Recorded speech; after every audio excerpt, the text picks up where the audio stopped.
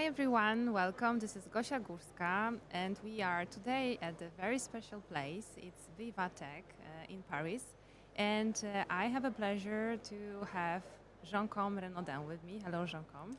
Welcome. Thank you for having me today. Yeah, it's really an amazing place to be. It's really a great large event dedicated to technology, to startups. So it's really like a buzzing background. You cannot hear the noise, and it's because we are in a very professional studio at Viva Tech. So thank you to the organizers for allowing us to record from here. And let's introduce our guest today properly. So Jean-Côme is the director of AI and Data School at Schneider Electric. And he has a very diverse expertise, both in data and AI, but also in marketing, sales, customer service across various industries.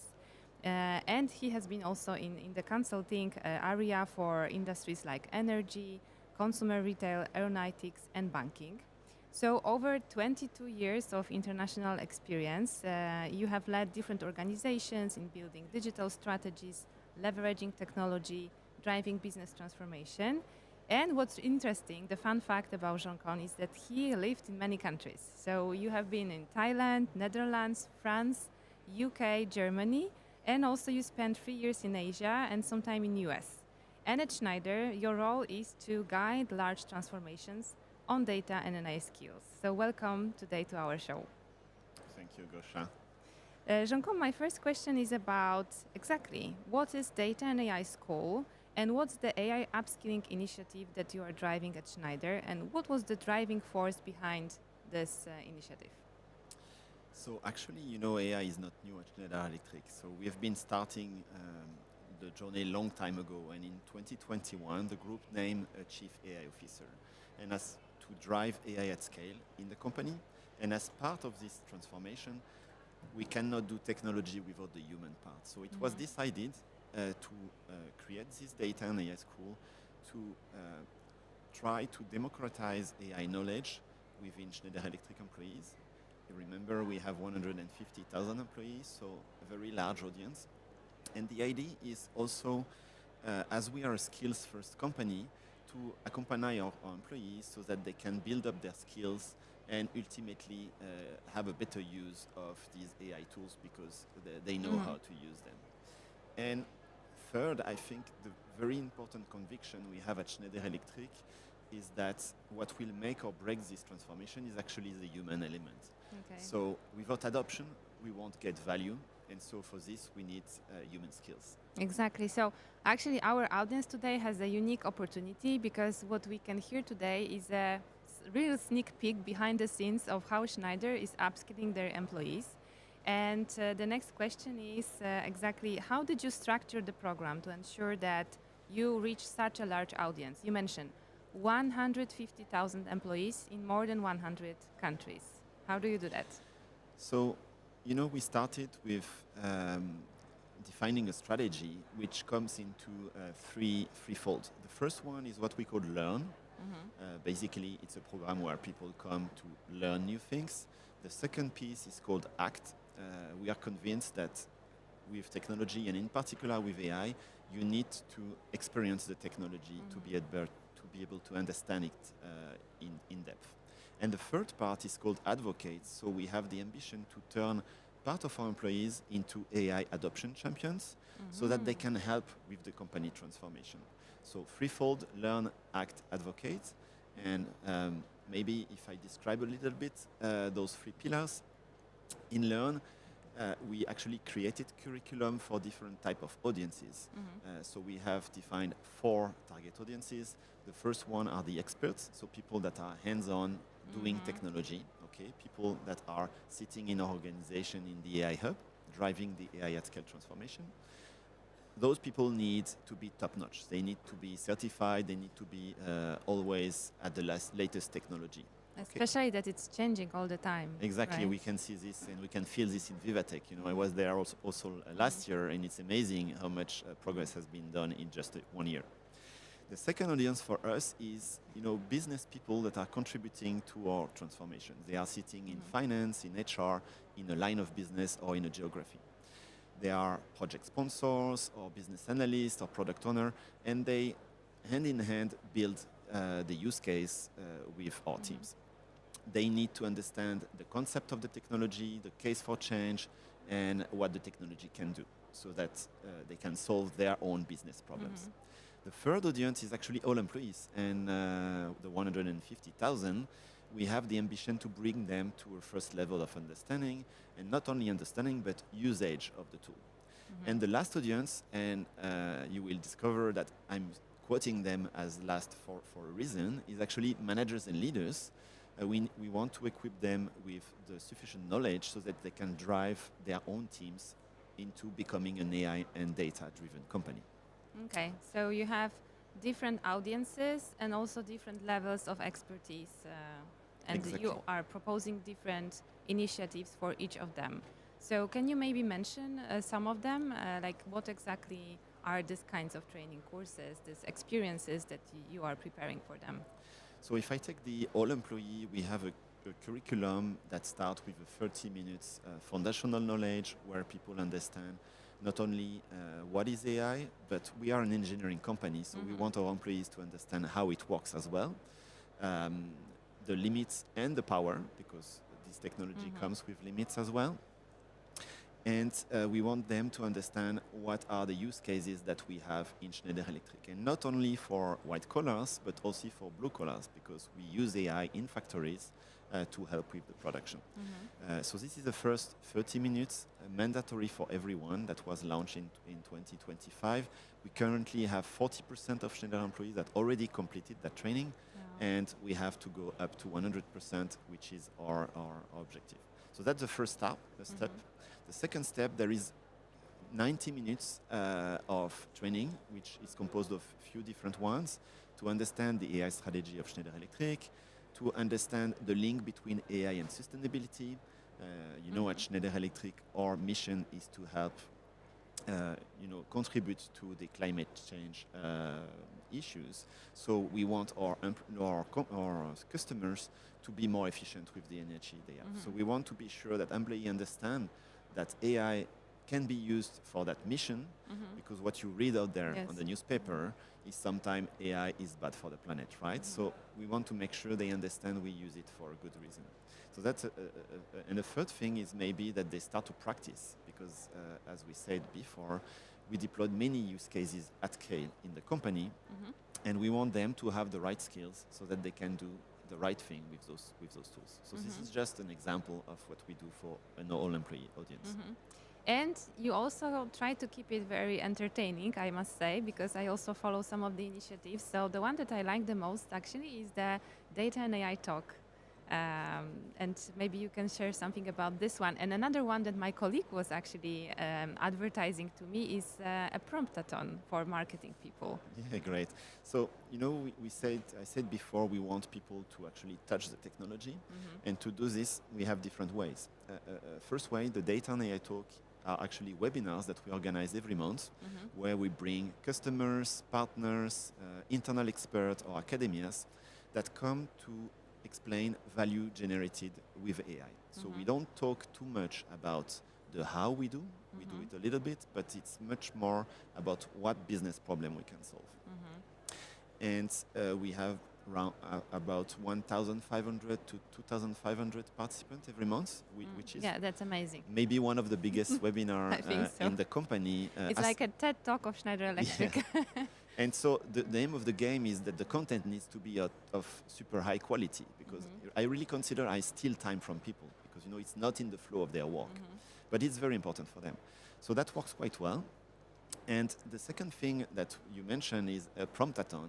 So a promptathon, what is it? It's actually a game that we organize where we invite people. It can be a physical event, it can be a digital event, and people come and play with the technology. And here we're talking about generative AI, so they would use it in the context of their work. So if we take the example of marketing people will come in an event where they will have a demo of few prompts, how they can do their work as marketers.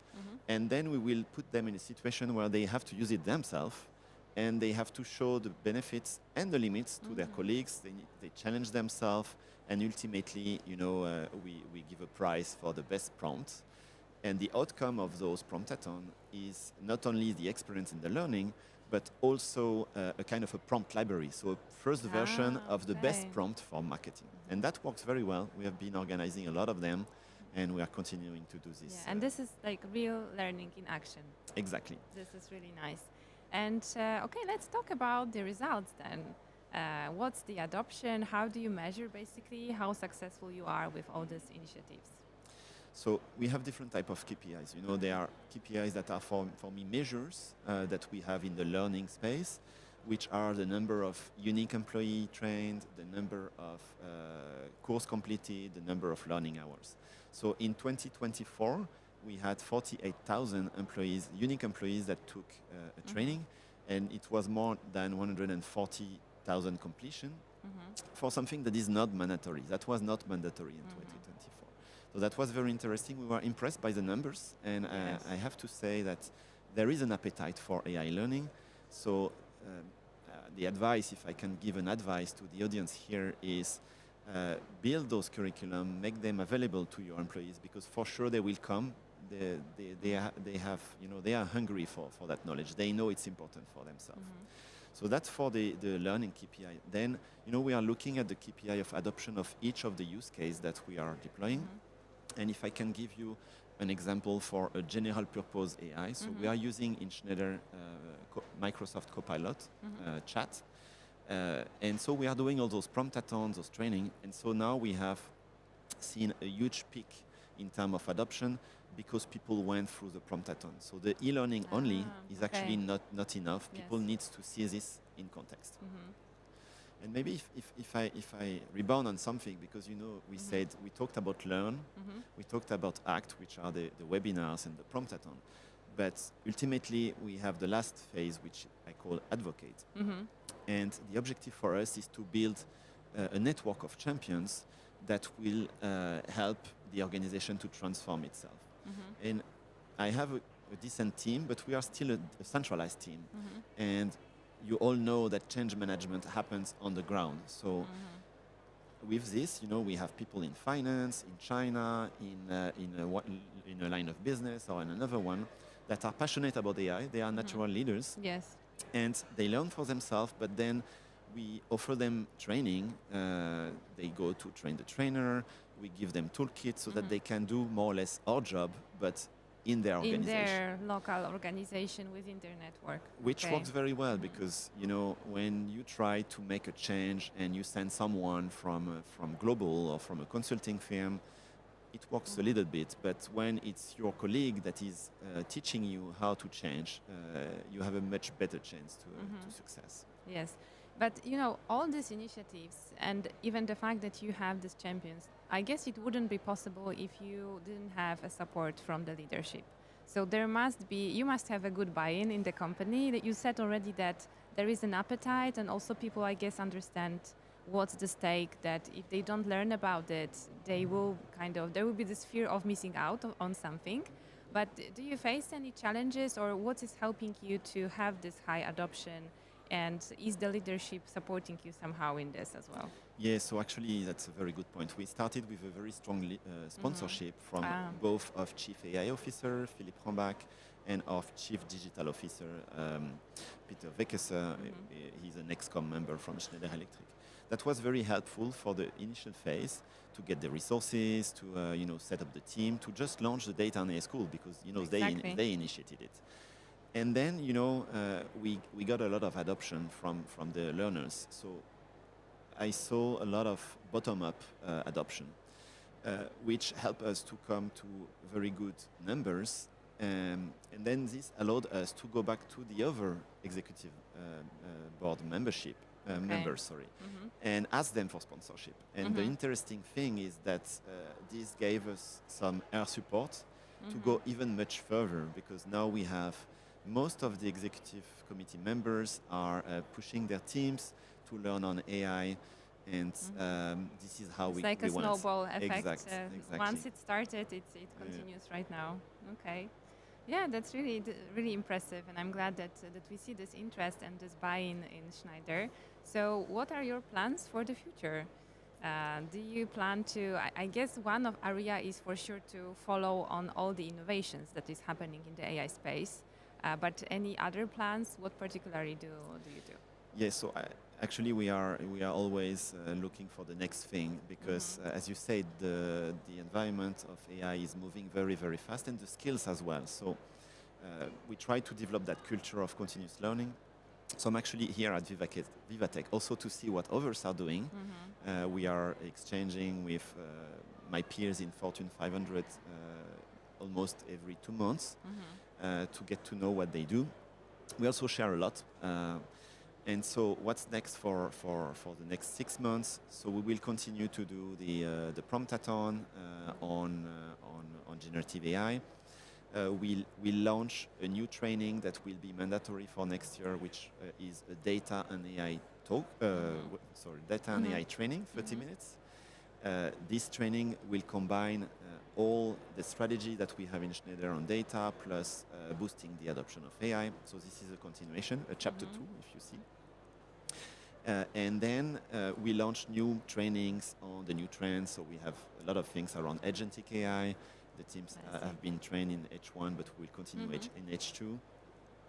And very important and dear to my heart is how do we do AI in a responsible manner in Schneider, but also with our partners and customers. So this is also a big focus for us at the moment. The big topic for us. Yeah. That's really great. So maybe more from the personal perspective, can you share with us one moment, one situation that made you really proud of all the achievements that you have done? Yeah, actually, it's very good because I have something in my mind. My dream was to get to know Andrew Ng. So if you guys don't know Andrew Ng, he's a rock star. So yes. He trained more than 8 million people thanks to his courses in Coursera, in deep learning.ai. And we actually had the chance to have him come to Schneider Electric and share his knowledge together with Peter Wekesser, our Chief Digital Officer. And that was a great moment. We had more than 4,000 employees connected online. And so that was a proud moment for me to have, the rock star in Schneider for us. That's amazing, really. I'm so happy for that moment. I was also there watching, listening, asking questions. So it was really, really impressive and a great momentum, actually, I think. You are really building on this momentum, on this interest for AI topics. Okay, so I think we have time for one last question.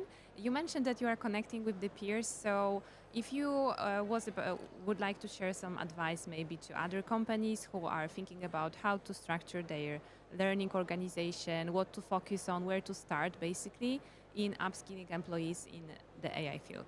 Okay, so I think what is very important is I see some companies that don't really have a very clear AI strategy, and because of that, they think they should not start to build the skills of their employees, which I think is not the right approach because independent from the technology choice your company is doing or where you are with your strategy, AI knowledge is very important to employees anyway. And they would go learn anyway. So you better have this. So our approach was to build curriculum, make them available, do a lot of marketing and communication around that. So that's, I think, the first thing. The second advice I can give is sometimes companies have a tendency to do things and they don't want to share. They want to hide because they want to have a competitive advantage or something like this. And I think that in the AI world, things are moving so fast that you have a better success if you actually share and you give and you receive from others than trying to do something in your corner on the side. And it's true both with partners, so the likes of Microsoft, AWS, Databricks, and others, but it's also true with people that are, the big companies that are the same than you. Maybe not your competitors directly, but of course all the other ones. Yes, and I definitely heard this on stage at Vivatech, the words about collaboration between companies, collaboration between different industries that is needed if we want to move forward with some challenges around AI, and also what you mentioned about peer-to-peer sharing and open source. This is also what we've heard here at Vivatech, so this is very timely advice. And I guess it pays off because you were awarded for the Data and AI School initiatives. Can you maybe in the last sentence tell us about the awards? Yes, so actually we were super proud of this because we spent, I'm now 3 years in the role.